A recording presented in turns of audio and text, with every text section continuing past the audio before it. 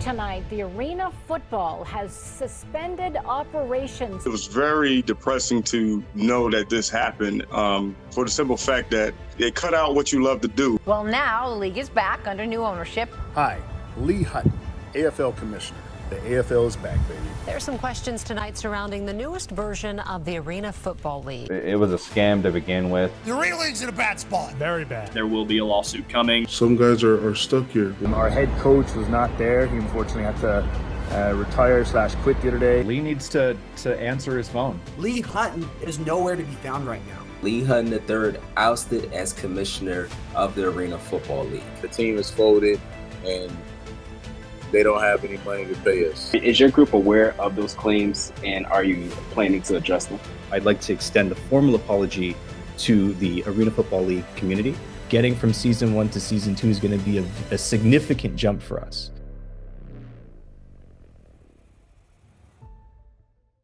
Let the celebration begin in Albany. The Albany Empire, the city of champions for the first time in 20 years. Their second AFL title, Tommy Grady, our TransFinder player of the game. Embraced by his teammates and by the soul. Confetti rains down at the Times Union Center. In a statement today, the Arena Football League announcing that they filed for bankruptcy and they are fully ceasing operations. This means we won't be seeing any more Albany Empire games at the Times Union Center. And a big loss today for fans of the Philadelphia Soul and the Atlantic City Blackjacks. The Arena Football League is no more tonight. Tonight, the Arena Football has suspended operations for its 6 member franchises, including the Columbus Destroyers. The Destroyers just returned to Columbus this year after more than a decade out of business. Sports Director Jared Smalley here now with what we've learned about why they're shutting down for now. It's very simple. It comes down to money. And the Arena League operators say they are facing significant financial troubles related to pending multi-million-dollar lawsuits filed by a former insurance provider for the league. Was that a difficult time when the league folded and there was just uncertainty for years? Yes, it did. It was very depressing to know that this happened for the simple fact that, you know, when it cut out what you love to do, you know what I mean? It's very disheartening. But the main thing is what it did to the fans, too. You know, I know the fans were very upset about it. Let the celebration begin. The Philadelphia Soul are the 2016 Arena Bowl champions. I'm Anthony Carter, and I'm the founder of Arena Insider and X1 Media based out of Philadelphia. I started in May 2014, originally as Philadelphia Soul Insider, before expanding to cover the entire Arena Football League later that year. From 2014 to 2019, we were fortunate to have several photographers and writers, or insiders as we call them, covering teams from the East to the West Coast. When the league ceased operations in 2019, I shut down the site and had no plans to keep it running. Then on February 1st, 2023, I just randomly saw the league trending online.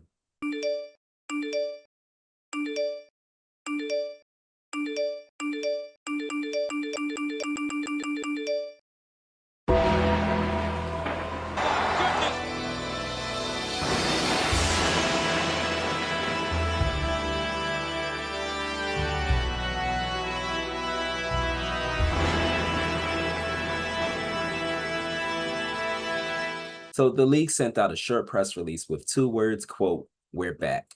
Now, the announcement was significant at the time because not only is it the return of a historic league, but also Lee Hutton III was labeled as the first Black commissioner of a pro sports league. And it's an amazing responsibility, a responsibility that I take very seriously.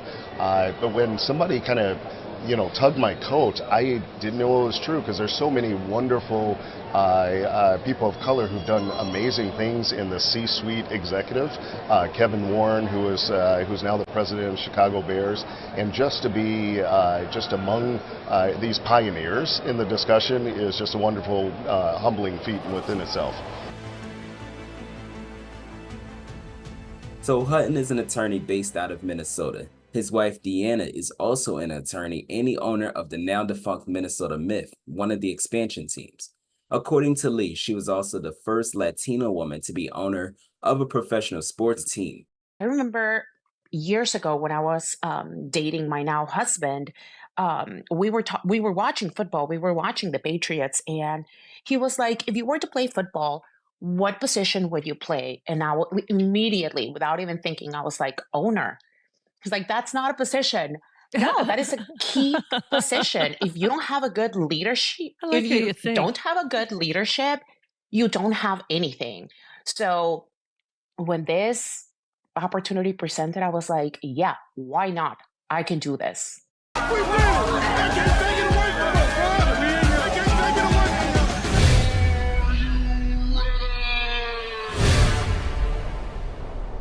A few months later, the league released this video revealing 16 teams listed, but the 2024 season didn't include 8 of them: Austin, Texas, Tallahassee, Florida, San Antonio, Cincinnati, Denver, Chicago, Bakersfield, California, and Boise. Instead, the league announced a merger with the Champions Indoor Football League and acquired the Southwest Kansas Storm, Wichita Regulators, Rapid City Marshals, and Salina Liberty.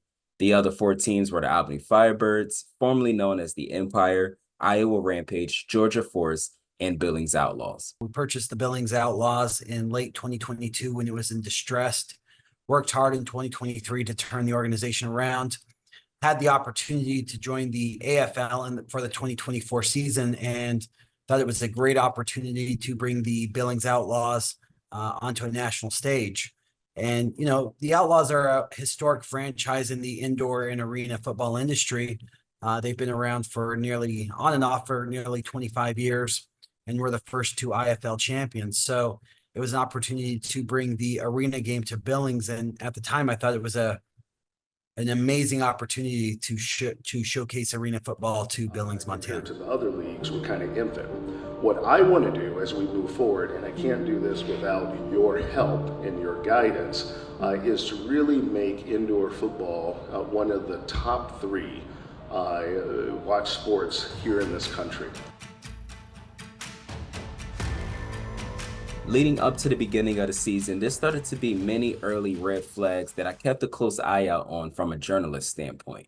Many team websites and social media accounts weren't set up, home venues weren't listing games, and I reached out to league officials for an interview request and never heard back. But what truly got my attention was when the league held a media day in Albany without any media present. Hey guys, we are out here at 2024 AFL Media Day. We can't wait to see you in Albany, New York for the first game of the season on April 27th. Usually, if you have a media day, you invite journalists ahead of time, maybe some season ticket holders, whoever, and you allow them to ask questions, get to know the team in the league, especially with there being new management. But the people I talked to that was at the event told me there was barely anyone there. Another red flag was the schedule release. Some teams had more road games than home or vice versa. The Louisiana Voodoo had to change cities and venues at the last minute. Then there's the Georgia Force, who had all 10 games scheduled to be on the road. Initially, when I first signed, we had 5 home games. My mom works for Georgia State University. We were being told at one point we're going to use Georgia State's new basketball convocation center for the arena. And so I'm asking her, like, hey, do you have any connections to know if we're really playing there? And she wasn't really hearing anything about it. And so I'm like, okay, well, it's a little weird, but we're fine. We're going to have home games, whatever. And then maybe a week after I'd signed, right before training camp had started, where the league is posting saying we're going to be a travel team only. And that's right after the Philadelphia Soul was announced to be a travel team. And then they kind of reversed that and said they found a home arena in New Jersey or something like that. So Philadelphia, you know, they have this arena and a location where there's not many arenas out there, and they have a lot of people tugging at that arena. And that's been a tough situation. Now, listening to the fans, that's one team I'm bringing back. Me and Travell said we are bringing back Philadelphia Soul. we don't care what we have to do, and I think we accomplished that.